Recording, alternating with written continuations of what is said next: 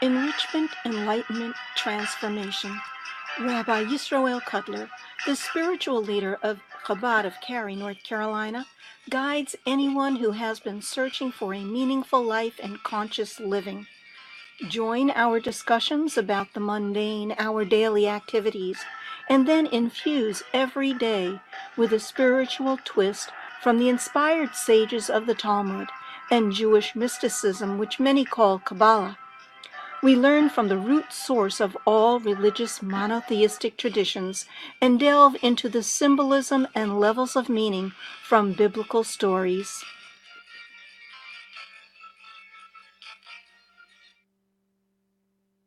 For joining us, those coming here live, today's July 5th, 2016, the 29th day of the month of Sivan. And thank you to our online audience, anyone that is listening all over the world. We love that you are joining with us and want you to let us know that you're with us. So send your name, ask questions, participate in the conversation. In today's class, we're going to do a class that we skipped a few weeks ago. And when we skipped it, I got a few requests, both online as well as local. How come we skipped it? So it's a class about Gematria, which is something I quote all the time, numerical values. Where did it come from? Is there any truth to it? Can I make up my own Gematria, and that automatically means there's meaning if I tell you that Danny and Malka have the same numerical values, so obviously they're meant to get married to each other, right? No. How far do we take this, and why should there be truth to it? So it actually was a class from 3 weeks ago, and they connected it to the Torah portion 3 weeks ago, and I'm late.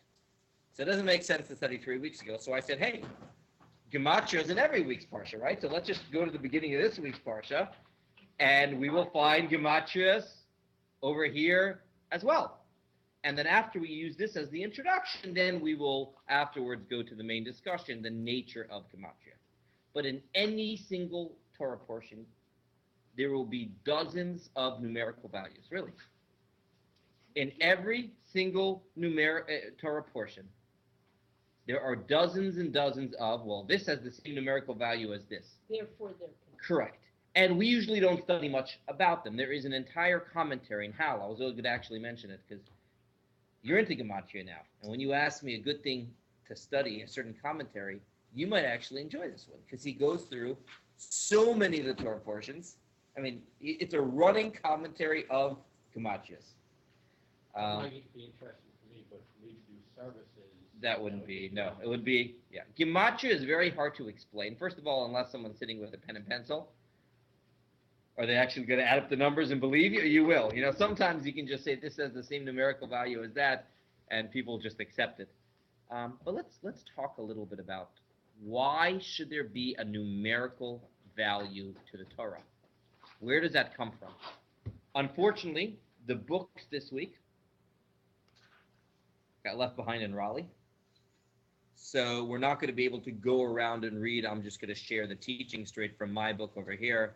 I apologize. Probably will be helpful for the online audience because now they're on the same page as everybody else.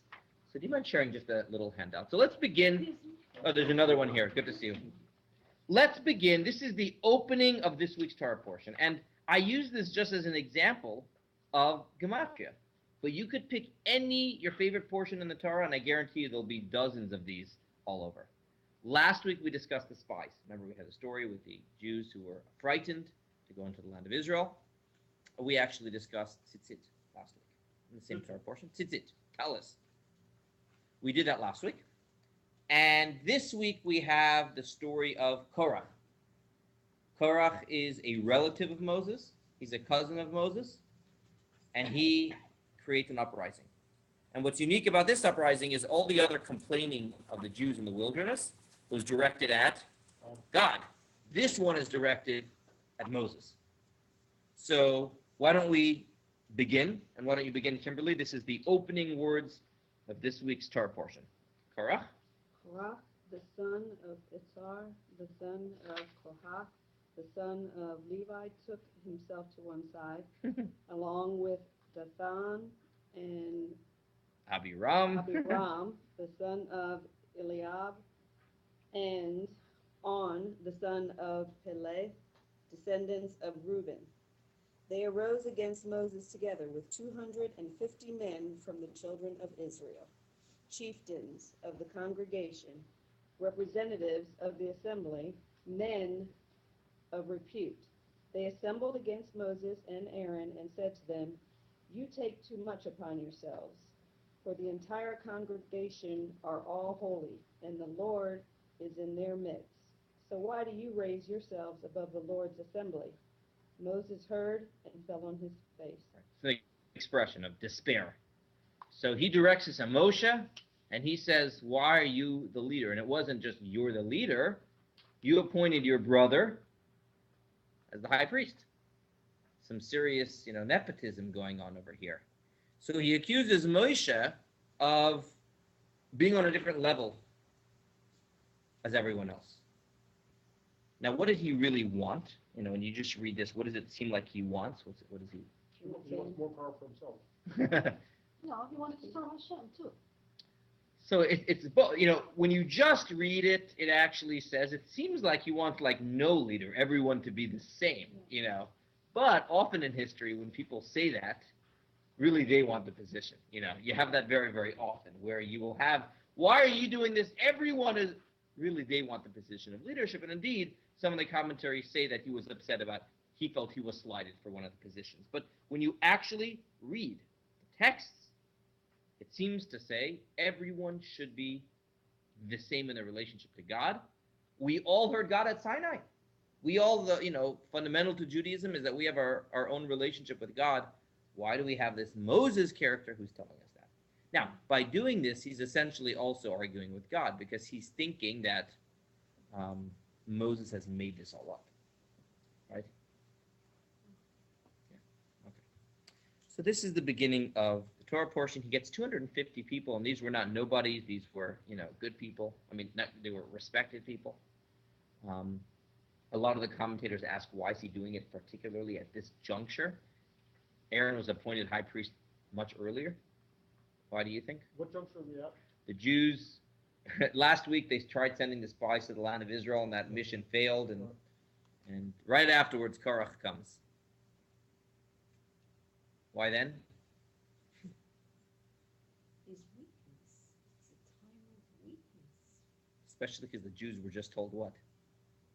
They're going to vulgar around. For the desert for 40 years. So if there's ever a time for an uprising, right, the morale is very low knowing that they're going to be in the desert for 40 years. That's a stiff punishment.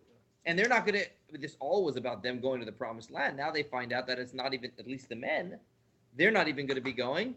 It's their children going. So that is the simple explanation. There are deeper explanations as well, but we'll leave it there. So this is the first couple verses. So if you look at this commentary, whose name is the Baal HaTurim, that is the name of this commentary. And he's called that because his main book was called the Torah, which I'll get to in a moment. So he has a running commentary on the Parsha that discusses numerical values. And really quickly, for those that are not familiar with this idea before, every single letter of the 8 Aleph Bet, and you're just beginning the Aleph Bet, Mazel Tov, has a number associated with it. Okay? Now, the letters that are sort of the same, Bet and Bet, are counted as they're the same letter. There's two different versions of that letter. There's a few examples of that. Pei and Fei, or Shin and Sin. Okay. So Aleph is 1, and Bet is 2. And then you skip to Gimel is 3. And you go 1, 2, 3, 4, 5, 6, 7, 8, 9, 10. Okay. Once you get up to Yud, which is 10, the next number becomes 20. So it's not 11. If you want to say 11, what do? You say Yud and Aleph. You go back to the first one, Aleph. So Kaf is 20. Kaf is 20. And remember, Kaf, Chaf, and final Chaf are all treated the same, Pam. Okay? Lamed is what? 30, and so on and so forth. So you have 30, 40, 50, 60, 70, 80, 90, until you get to the 20th letter of the Aleph Bet, more or less. And the 20th letter is Kuf, which is 100. And at that point, you go 100, 200, 300, and 400. And that is the end. That is this system of Gematria. So every single word has a numerical value. You can see what your name is in numbers. Okay. So we're going to talk more about that in a moment, but that introduction is necessary. Before we learn examples of the Baal HaTurim, here are 3 examples of the beginning of the Parsha. I could have chosen from literally dozens. Jersey, why don't you read? Samples from the teaching of the Baal HaTurim. Yeah. They arose against Moshe, the words, and they rose up in Gematria. And Gematria is to cause division. So lachalok is in Hebrew. So vayakumu, the words they arose, in Hebrew it's they arose in front of Moshe. He says in numerical value, that is the same thing as saying to cause division. In other words, why did they get up? Their number 1 goal was to cause discord, to cause divisiveness. They were looking to break people apart, you know.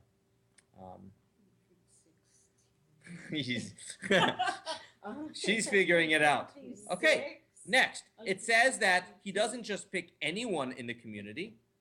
He picks Krieh ha'edah, the chosen or the representatives of the community. So the word Krieh, representatives, this one's a little bit easier. Steffi, representatives, Krieh ha'edah, is spelled without a usual yud. After the resh.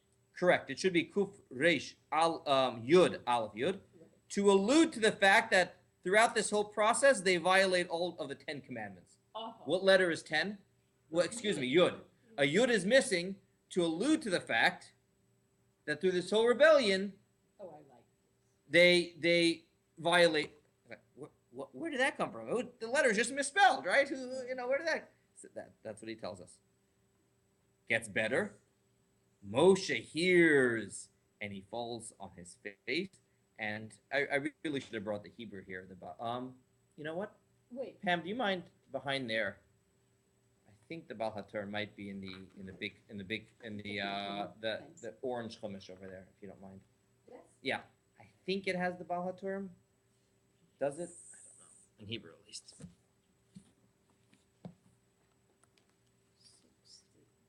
It does not. In any event.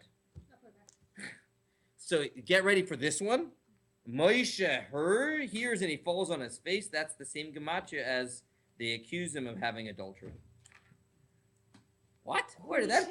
Korach. No, Korach accused Moshe of having adultery, meaning out of all the other accusations he's doing against Moshe, he throws into the mix. He's also All right, so what? He's also an adult. He's also an adult. Okay. I give this as an example, not to speak about each one of these 3, but this is typical Baal HaTurim, where the Torah portion is saying one thing, and he is saying the words themselves are alluding to other ideas. Why? Because they share the numerical value with other words. And, to someone who's just first learning about this seems absolutely ridiculous. It would be like opening up a book. And like it's that. opening up a book, and, it says in this book, apple, and apple is 72, and that's the same as or what is the meaning of this? So it's something you will hear often, Gematria. So it's worthwhile to have a class about this. Let me explain that these 3 ideas are not new ideas. The Medrash mentions each one of these. Okay, I just want to. Okay, it is the Midrash. There's an oral tradition about Korach making this accusation that Moshe has had an affair. What the Baal HaTurim did is he found in the words how it also has that. And I just want to pause on this last one. And in the Midrash, the Midrash story did not come from Gematria. No. And so it's 2 different ways to it's like reinforcing the idea. Good, and we're going to talk about reinforcing that idea in a moment. That's interesting. Where did the 10 Commandments come from? I don't know. I know the 3rd one is found in the Midrash. I need to research if the 2nd one is found anywhere, or is that the Baal HaTurim's own? But I mean, it says that they broke the 10 Commandments. Correct. All of them. So, All of so them. how in the story did he do all of that? He definitely gossiped and he called divisiveness, but where did he murder and where did? Yeah. Okay, so we need to study. We could study each one. The goal of today's class is not to discuss these 3. Right. But I use this as an introduction just to get everyone like, whoa, this is interesting. I do want to mention the third one for a moment, just parenthetically. The third one, he accuses him of having a adultery. I told you this is an idea from where? A midrash. A midrash is a oral tradition that relates to the narratives in the Torah, but it's not always meant to be taken literally. There's a message in a midrash. So there's a beautiful Hasidic perspective on this third one.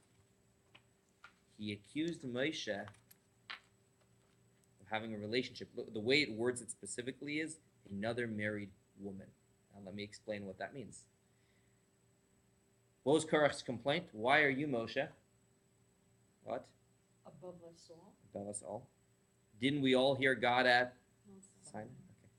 We know from Song of Songs and many other places that the relationship between us and God is synonymous with a bride and a groom. That is the relationship we have throughout Torah, is we are God's bride, so to speak. That is a metaphor used throughout Torah. When we do a mitzvah, we speak about being betrothed to God.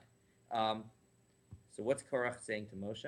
Following another God. Every single Jew, every single one of us has our own relationship with God. What are you doing getting in the way? What are you doing getting in the way? So this is a Hasidic perspective on this midrash.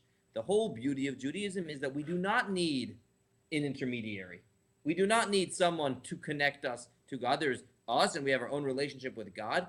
Why are you having your special, this is the way the Hasidic spin on this midrash. Now it's interesting what You could also look at it, the adultery, that he's coming between Shekinah and Tefer, the queen and the king, by having a relationship with the queen. Beautiful. Exactly. So I think the same thing need not be taken literally, but it has many different ways of looking at it. What would be the answer to that? The answer to that would be you misunderstand what the function of a Moshe is, or for that matter, what a Jewish leader is, or for that matter, in Hasidic tradition, we'd say what a Rebbe is. A Rebbe's job is not to get in between someone and God. It's to get behind someone and help shove them forward to have their own relationship with God. You see what I'm saying? We don't believe in intermediaries. Every person prays to God directly in Judaism. The rabbi can't So do no, the the rabbi. mitzvahs for But him. what can the rabbi help do? Not the rabbi. Anyone help remove some of the schmutz that might be getting in the way, and help accommodate, help facilitate you to have your own relationship with God. You see, so that would be an area in which misunderstanding the role of yes. But in Moses' era, Correct. Moses was getting messages from God, and some of them were being passed on to the people appropriately. So he actually was Correct. acting in some ways as an intermediary, although from God directly. Correct. Exactly. And what better example than Vayidaber Adonai El Moshe Lemor? God told Moshe to tell the Jewish people. Yeah. Exactly. Many times. That's yeah. So we could again. I just use this as an example. Will be an interesting class. Actually, the role of a Rebbe, that would be another good class to have. We're gonna go back to But Yeah. what you've said before also, like God only spoke to Moses with that clarity. correct. Later it was being Correct. et cetera with people, and so Mhm. he had a unique clarity granted to him. But as far as the Jews on their end, their relationship to God did not have to go through Moshe. Okay, so that is examples of 3 of Gematrias. Let us now get into the whole. I'll go the why, the where, the why, and the who of Gematria. Who means who can make up these things. Where does this come from? And why should it work? Why should there be any meaning whatsoever in the numerical value of words? So here's where I wish we all had the books, but we do not. And I'll read some of these out loud. Nachmanides, who's one of the medieval commentaries, gives us this introduction. And he says, all of the oral tradition that was given to Moshe is alluded to through Gematria. Okay. In other words, there are truths. It's not that Gematria creates the truth. It is that Gematria reflects a truth. You see the difference? It's not that because this has the same numerical value, therefore. It's that there's a truth over here. That truth is reflected in the fact that they share the same gematria. We know that the Torah, when you read the Torah, it can be interpreted in many, many ways. I think you can read the regular storyline, and that's a story that happened at one point in history, or it's a law, or it's a mitzvah. Okay. Who here is familiar? Just raise a hand with the 4 dimensions in which the Torah is interpreted. 4. Okay, so this is good. Pshat, Remesh, Durush, Sod. Oh, Okay. yes. Every pasuk, every verse in Torah has 4 different dimensions. Think of, not a good example, you watch a movie, everyone watch a movie, then they give you the 3D glasses. Same movie, but now everything is seen differently. So when we learn Torah, we can learn it. It says every verse has 4 dimensions. The first is called Pishat. Pishat means the literal meaning. Literal does not mean, when I say literal, maybe literal is wrong. Straightforward might be better. You know why I don't say literal? When it says eye for an eye, it's never meant to be taken literally. But that's what it says. No, but that's not pshat. Pshat would mean you pay financial compensation for what you injured. Even the pshat relies on some oral tradition. But it just means it is the straightforward way of understanding the verse. Sometimes, Pam, one needs commentary in order to do that. They're correct. So one of the foremost Jewish commentators that you always hear me quote, Rashi.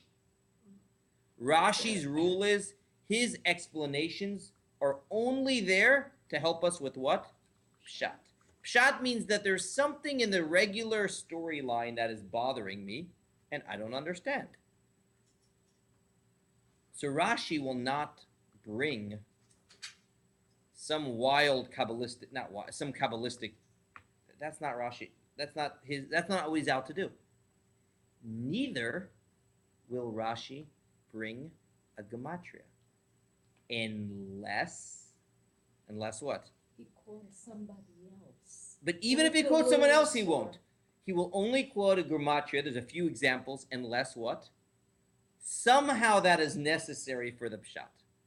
So I'll give you an example from last week. It was in our class last week. What gematria do we have last week?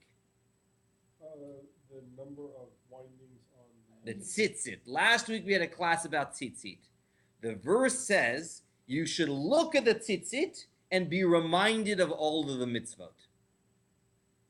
There's an obvious question. What's the question? Why should looking at my tzitzit help me remember of my mitzvot? So that's one of the few times Rashi will actually use gematria. And he told us last week, if you remember from last week, whoever was here, that tzitzit has the gematria of what number? 600. And then you add what? The 8 strings and the 5 knots. All together it is 613. And how many mitzvot are there in the Torah? 613. That's an exception. Rashi usually doesn't do that. Why did Rashi only, because is a gematria pshat? No, it is not. But in a few cases, it's necessary to the basic understanding of a verse. But usually it's not. So pshat would be anytime we learn Chumash, we learn the Bible, and someone says, I don't understand what's going on here. What's going on here? And you explain what that is. What are you explaining? Pshat. Okay? So, if we say, what's really bothering Korach? Let's use that. The pshat might be Moses is in charge. exactly. And either above everyone else or not me. Exactly. Like either of those could be straightforward. Exactly. And that is, both of those would be pshat. You'll read many commentaries that will give a far more sophisticated version of Korach, and he has a far holier aspiration. That's not pshat. Okay, and what's the next one? Oh, so we're getting there. But I want to make sure and one of the problems I've noticed often is when we have classes, we'll jump around. So I don't understand it. Well, first, let's understand all of pshat. Then we'll see the Torah from this lens. But it's hard to go back and forth between lenses. So then we have the next one, which is called remez. Remez. And remez means allusion or hints. What's a it means a hint. Remez is a hint. Okay. And these are hints or allusions that the Torah is referring to something that is not explicitly stated inside of the verse. Just, What? no, I can't. And here would be where Gematria is. Okay? Gematria is in Remez. Remez is the verse is saying one thing, but alluding to a different idea. Pshat would be the basic storyline of this. Remez refers to a different idea. Then we have, I'm trying to think of I mean, they're all over. Now, the gematria I told you of tzitzit, that's not remez, that's pshat. But usually gematria will be examples of here, where he's talking about a different idea, right? Moshe heard they accused him of having a relationship with another married woman. That's a different idea. It's alluding to something else. It's saying this, it's alluding to something else. That would be remez. The third one is called drush. And this is usually, what word does drush sound like? Midrash. And usually it would be a interpretation. Homiletic is another one of the definitions. What does homiletic mean? Always. No, not the homiletic. That is the translation often. Can someone get me a definition of homiletic?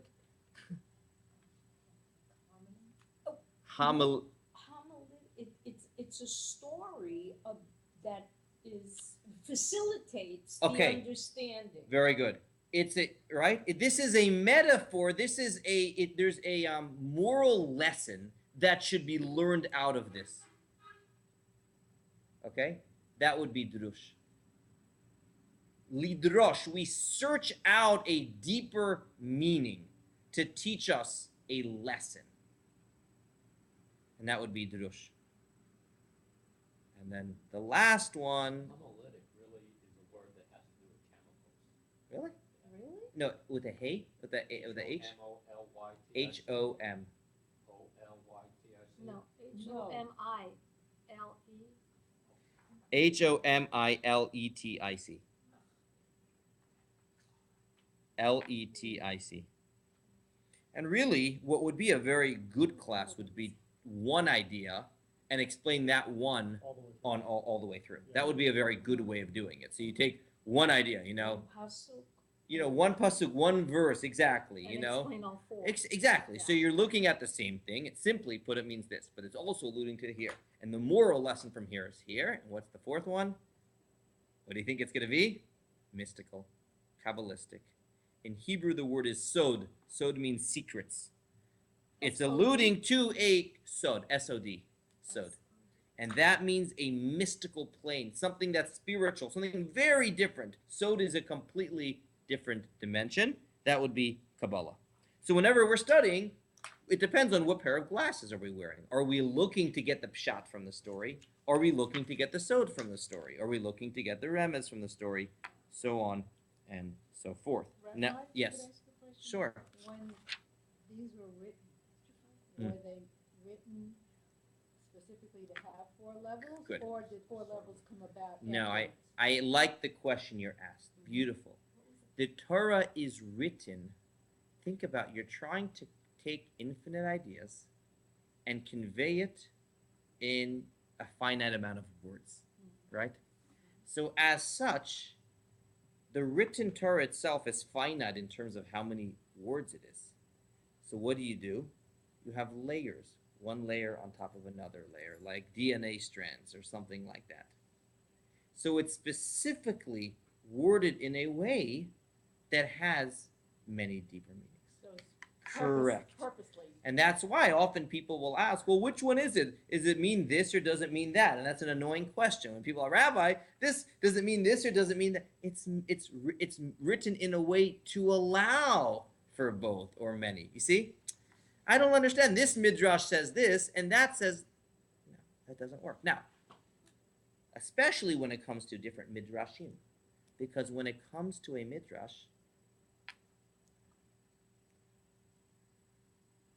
I told you is which dimension of the Torah?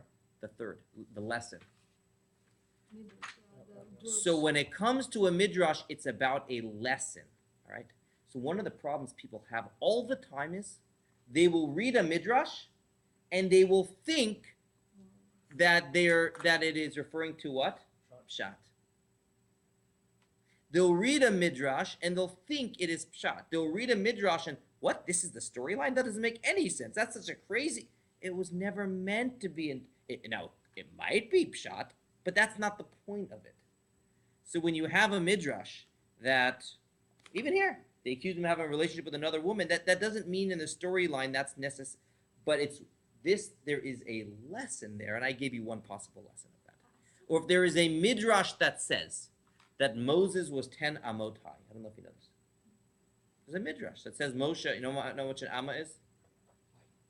From here to here. That would be tremendous. That would be, yeah. That'd be 10 feet. That's about a foot, isn't it? It's a foot and a half. It'd be 15 foot. Yeah. That'd be 10 cubits. Wait a minute. Do we see anywhere that he had to bend down? Is that, I mean,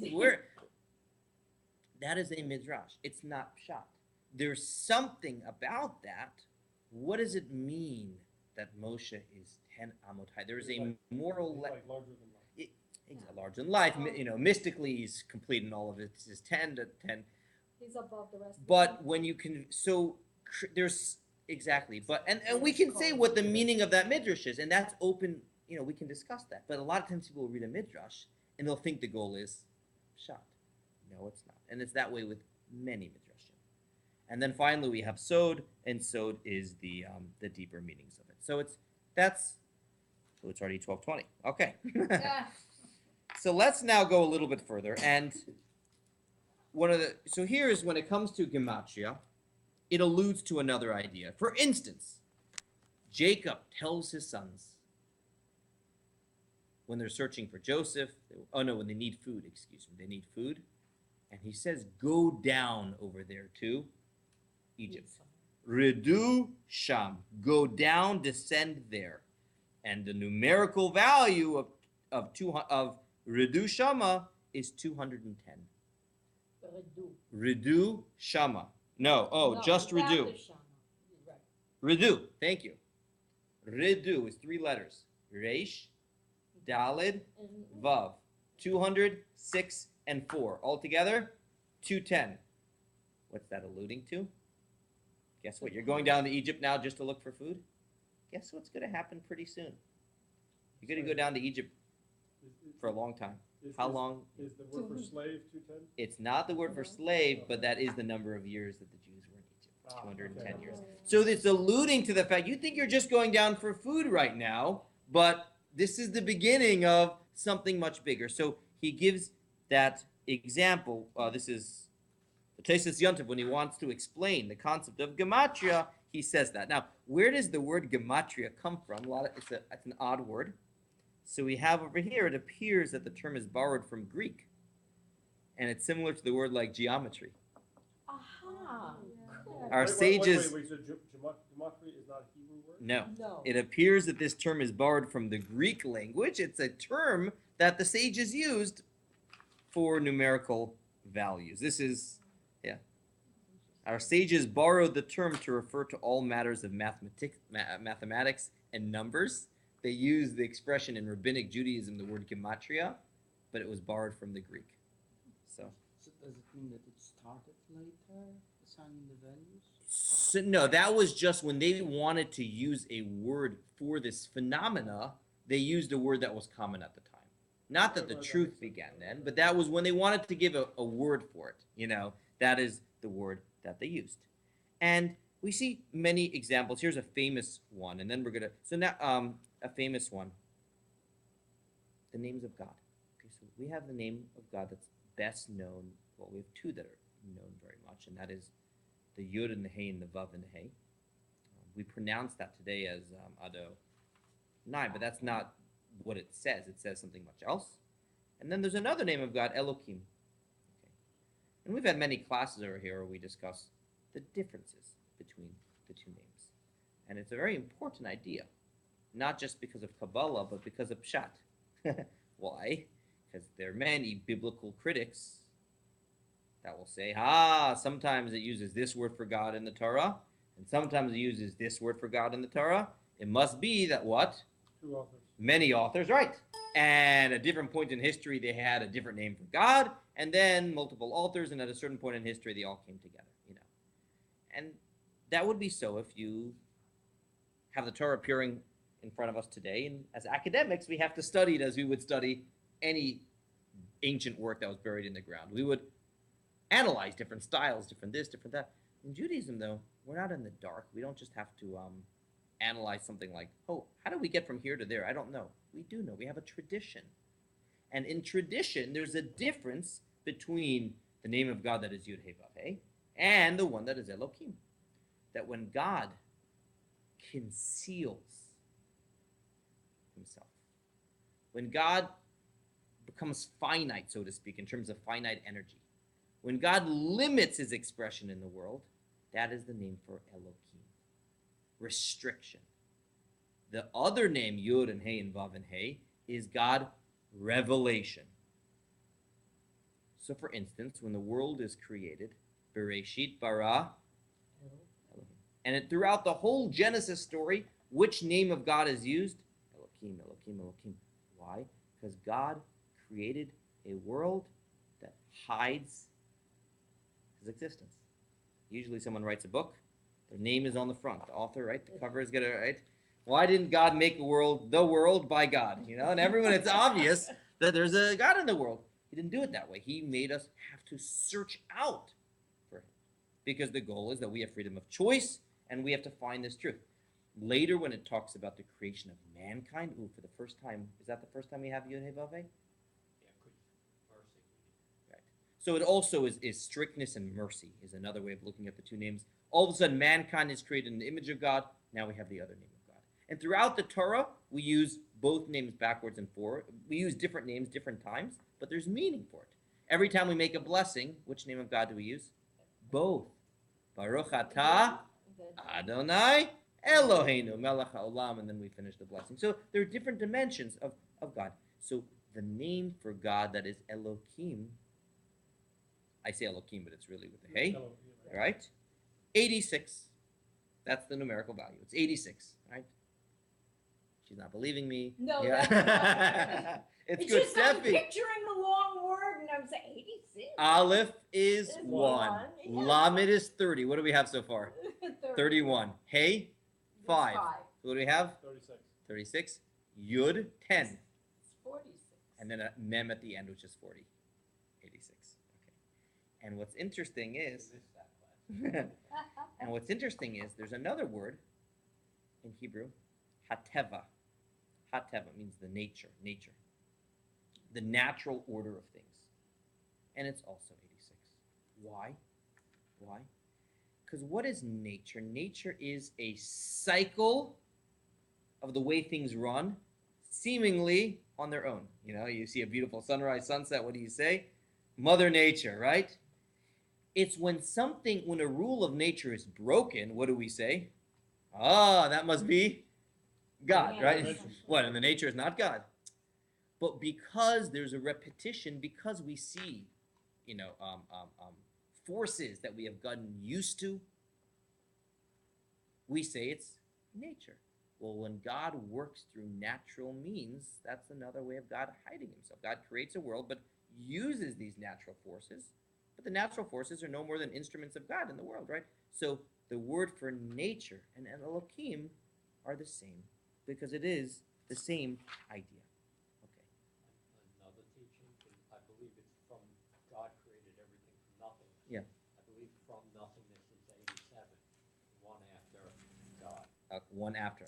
Beautiful. Now, sometimes Gematria is confusing, and I want to give this as an example. What was Adonai again? Yud He Vav He is 26. It's 20. That's different. That's Adonai. That's, No. you know what, I'll have to do it. That's the tetragrammaton. Right. Right. We don't pronounce it. We pronounce it as We don't Adonai. pronounce the Yeah. letter. Yeah. Right. Although sometimes Adonai is spelled out Correct. in its natural form, Correct. which is another issue. Yeah. they're teaching So, now. but we're talking about gematria here, so I want to say that not always is it simple gematria. Sometimes there's different ways of doing gematria. And what are the different ways of doing it? It's not just simply adding up the letters. Sometimes they'll do a step further. They'll actually spell out each letter. For instance, let's say I want to spell out the letter B, all right? Let's say B. So for each of the letters, they'll actually spell out what it is. So B would be B-E. You see that? Let's say the word is bat, which means daughter. So instead of just saying bet and tough, you would spell out bet, which is probably bet tough, and then tough would spell out tough. And many times you will see that method of gematria being used. For instance, the letter vav. What is the numerical value of vav? 6. Correct. But sometimes vav is spelled out vav aleph vav. Yeah, there's a vav. The way it is in Hebrew is vav aleph vav, which together is 13. 13 is the same gematria as echad. 1. Because what is the function of the letter vav? What does vav mean in Hebrew? And. It brings things together. It makes things one. I'm using, if you missed that, that's okay. But there are different forms of gematria. Now, we have 4 minutes left. What is this all about? What is this all about? So, the first way of understanding it is, and I'll read this text from Nachmanides, is a tradition from our rabbis that certain gematrias were given to Moses to serve as a reminder for things that were verbally transmitted, whether matters of law or matters of tradition. In other words, so much of the Torah is oral tradition. And it's not, there's the written Torah, and then there's the oral Torah. But sometimes to help us out in remembering the oral tradition, what do? They made ideas, not they, God arranged that the words are written in a way where these ideas have the same numerical value. As you said, Brian, not that the numerical value shows they have a connection. They have a connection because those are truths that were given down from Sinai. But in order that they would be able to remember it better, they share numerical values. They are handles to the chest of Torah, it says over here. So this commentator, the Baal HaTurim, didn't make up any ideas and then prove it with gematria. He took ideas that were already part of Jewish tradition, and they are reinforced by the fact that they have numerical values are the same. But what's important about that is gematrias are not something that we can make up. So they're not supposed to be self-standing. Correct. They're not self-standing. There is a tradition, there is a divine teaching, and that divine teaching is reinforced from the fact that it. But when I was younger, right when the computers were first coming out with like the whole Torah on the computer, and I got this gematria program. I remember I was like 14 or 15. I put in my last name. Oh, it's the same gematria as kadosh, which means holy, and this, and I ignored all the not nice words, right? Because it scanned the Torah for anything else that had your numeric. That's silly. It makes for a good speech if ever ever have to present at a bar and bar mitzvah and you want to have a good speech. Use one of these programs and you can say your name has the same numerical. That's not that we can make up, because it's, as you said, it's not self-standing, but rather it is supporting, reinforcing an idea. And it makes sense that there was so much of the oral tradition that was given, so therefore it made sense that there would be something that helped reinforce the idea. That is level 1 of understanding the Gematria. And we'll finish with level 2, the deeper dimension. And the deeper dimension is, as we've discussed here before, that in Judaism, Hebrew or biblical Hebrew is not random. The letters that make up a word are not random. In English, this is a table and this is a chair. Why is that? Is that Latin? Where does it come from originally? Table and chair. And where did that come from? I don't know, but at some point in time, some folks sat down and they made that decision. And had they decided this should be a chair and this should be a table, guess what? Life would have gone on. Life would have been, okay. In Hebrew, it doesn't work that way. In Hebrew, we know that the letters of something are meaningful The letters are energy. It says God used the letters of the Aleph Bet to create the world. Almost think of it as a spiritual periodic table. And therefore, there are numbers of energies in letters. This is mystical. And we have to finish now, and there is a little bit more about this, but I'll just say it in a 1-minute version. The Cliff Note version here is, there are energies in something. So when we say that the God's name is 26, that's not just random. It's that there are amounts of energies that go into each letter of the alphabet. And therefore, the fact that two things share the amount of energies may, and I say may, but not certainly, have meaning. It may mean that they have similarities. It doesn't for sure mean that. Why not? Because they could be very different energies. They still could be different energies. So, identical gematria inform us that two objects have the same amount of energies in their light and life force. But it does not inform us that the nature of the energies of one word necessarily have a connection to the energies of the other word. Only when we already know through a teaching that there's a correlation between these ideas, then can we say, guess what? It's similar ideas. They also have the same energies. The words are also the same. And therefore, it's not up to every person to make up a gematria. But when we do hear a gematria that was passed down all the way back, we don't have to laugh at it or scoff at it. It means that it was a divine teaching, and this is reinforcing it. And Kabbalistically, it means that there is a spiritual correlation between these ideas. And I'll finish with the idea that the person who wrote this book, the Baal HaTurim, did it incredibly fast. His main work was something else. And someone asked him once, why do you not have a book on the Chumash, the Torah? He only read on Jewish law and halakha.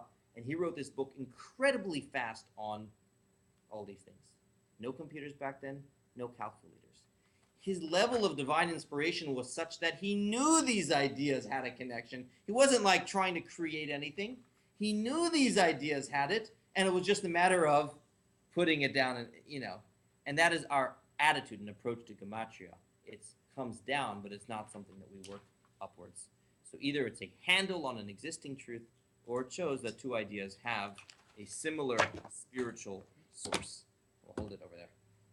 But there, Rabbi, Yes. there is one thing that we all should know about those numerology, Please. that everybody in that room knows. And somebody in that room is probably wearing it on a necklace around their neck. There we go. And it's spelled backwards, though. Chai. Because Chet Yud is not 18. Yud Chet is 18. That's interesting. Yeah, why is it? Yeah. But when you add up all the letters together, it's Yeah. 18. Thank you, Amnon. Yeah. So, right, it's not a new idea. Every Jew, that's interesting, knows about Chai, and Chai being 18. That's very interesting. That's a good way. So, this is a little background. But Gematria doesn't care about the order of letters. Correct. Gematria does not care about the order of letters because it's like the general. Yeah.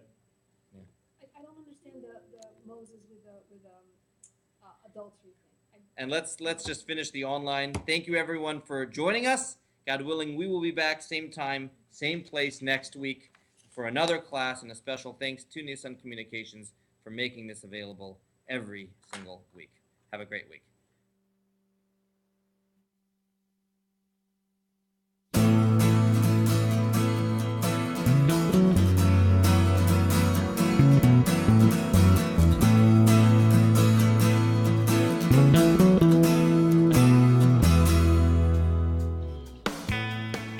You are tuned to the Nissan Communications Network. Our weekly lineup of call-in programs includes Computers 2K Now with Amnon Nissan, My Life, My Will with Gisela DiCarlo, The Tanya Love Show, Health Then with Debbie Bruck, Breaking Free with Marilyn Shannon, Triangle Be Well with Howard Jacobson, Lunch and Learn with Rabbi Yisroel Cotlar, Lessons of Vietnam with NCVVI members, Current Affairs with Amnon Nissan. And if you tuned in too late, you can always watch each program in its entirety or download an MP3 audio file of it in the archives section on nissancommunications.com. Don't forget to subscribe to our YouTube channel, follow us on Twitter, and like us on Facebook. Sponsored by Atomos.com, makers of quality video recorders and converters, CarolinaApparel.com, and DeltaForce.net.